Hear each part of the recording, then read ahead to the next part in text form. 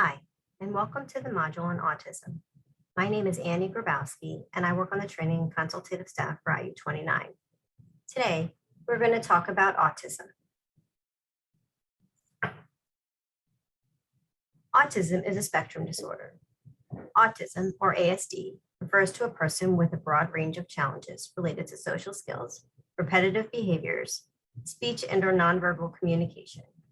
In the latest publication of the DSM-5, all autism spectrum disorders were merged into one umbrella diagnosis of ASD. Symptoms of autism may range from mild to severe. Autism can affect all social classes, races, and ethnic groups.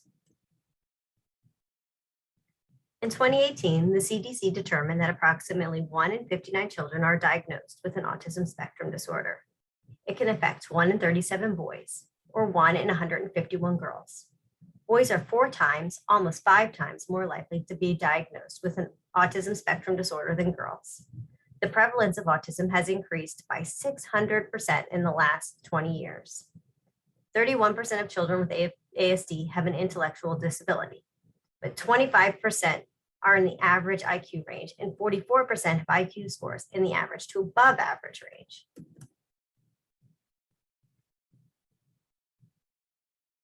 Most children are being diagnosed after age 4, though autism can be reliably diagnosed as early as age 2. There is no medical detection for autism. Treatment for autism is usually a comprehensive undertaking that involves the child's entire family and a team of professionals. It is not unusual for a family or a school to choose to combine more than one treatment method.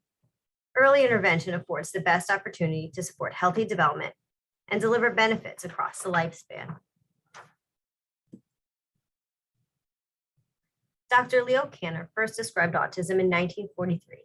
He reported on 11 children who showed a marked lack of interest in other people, but a highly unusual interest in the innate environment. Initially, autism was thought to be an early form of schizophrenia, but now we know that it's not the case. In the video we're about to watch, we're going to learn about genetic risk factors, environmental risk factors, and differences in brain biology.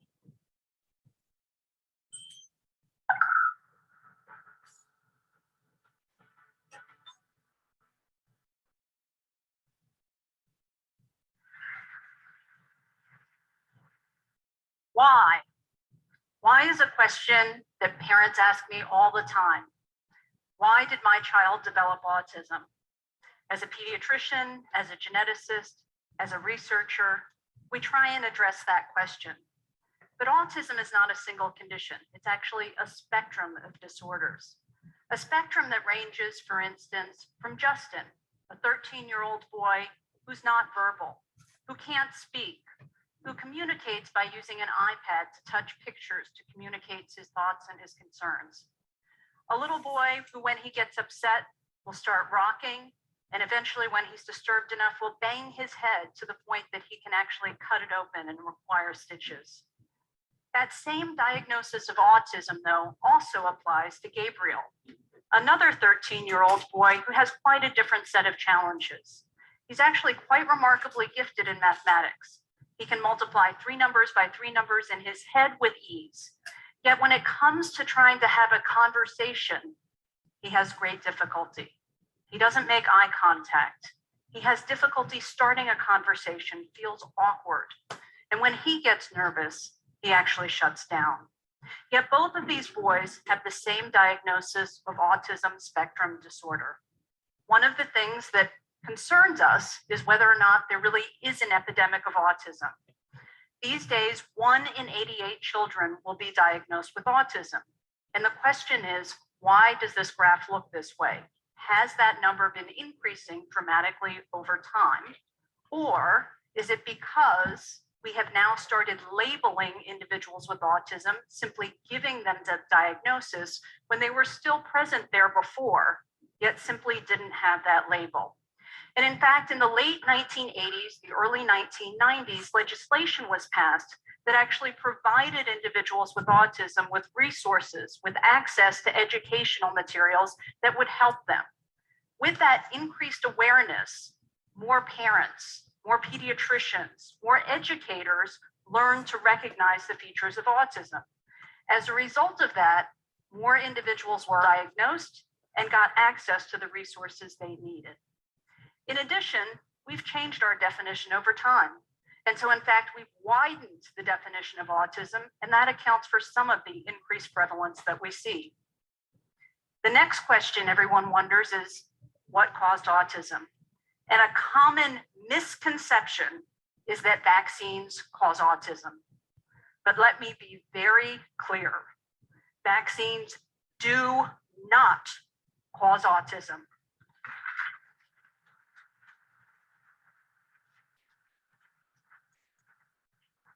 In fact, the original research study that suggested that was the case was completely fraudulent.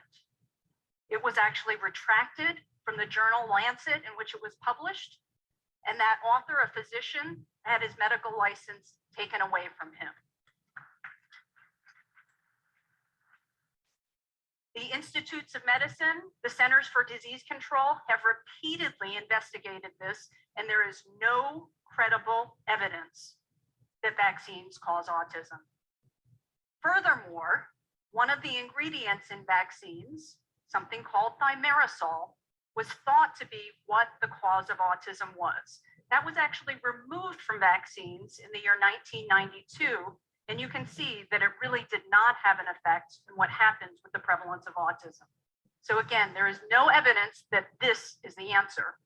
So the question remains, what does cause autism? In fact, there's probably not one single answer. Just as autism is a spectrum, there's a spectrum of etiologies, a spectrum of causes.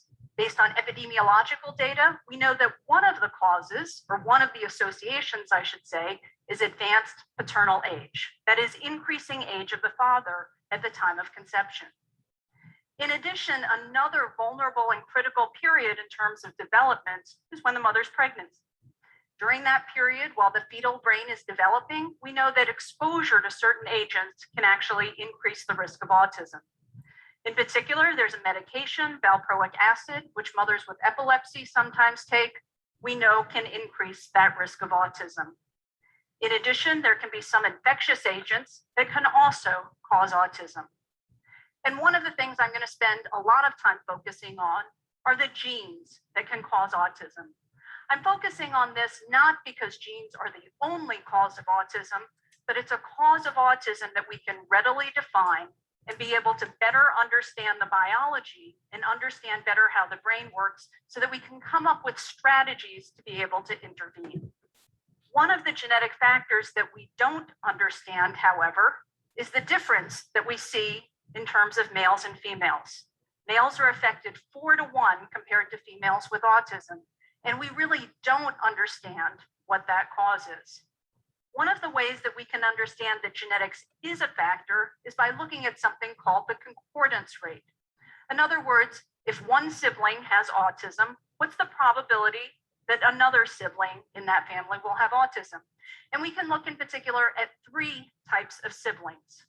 Identical twins, twins that actually share 100% of their genetic information and shared the same intrauterine environment, versus fraternal twins, twins that actually share 50% of their genetic information, versus regular siblings, brothers, sisters, sisters, also sharing 50% of their genetic information, yet not sharing the same intrauterine environment.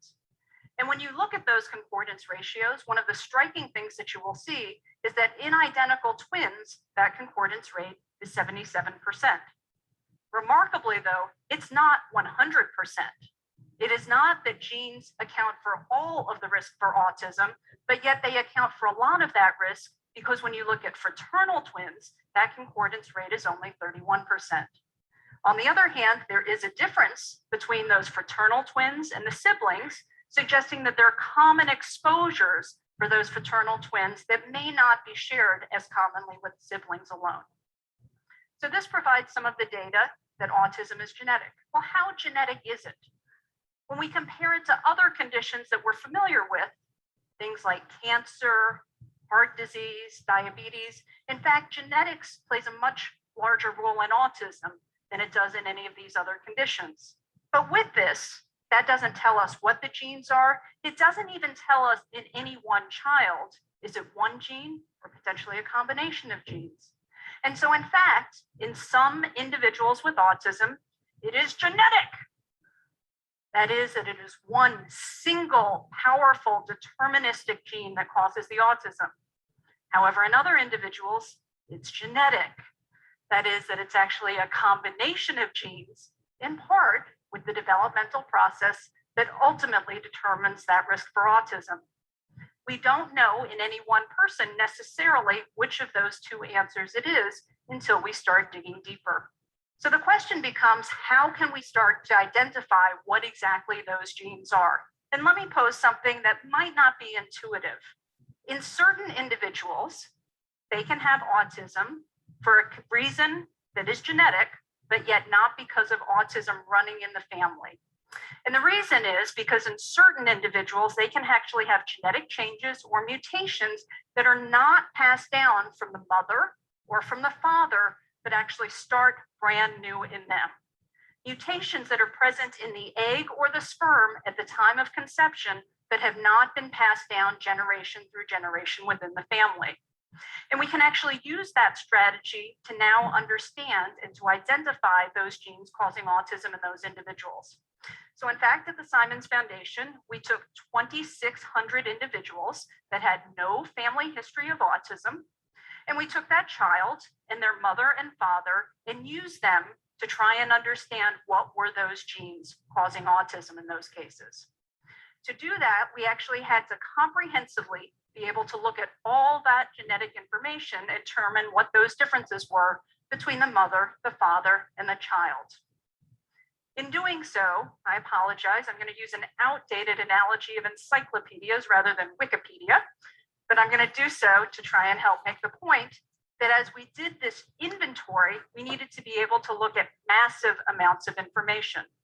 Our genetic information is organized into a set of 46 volumes. And when we did that, we had to be able to count for each of those 46 volumes, because in some cases with autism, there's actually a single volume that's missing.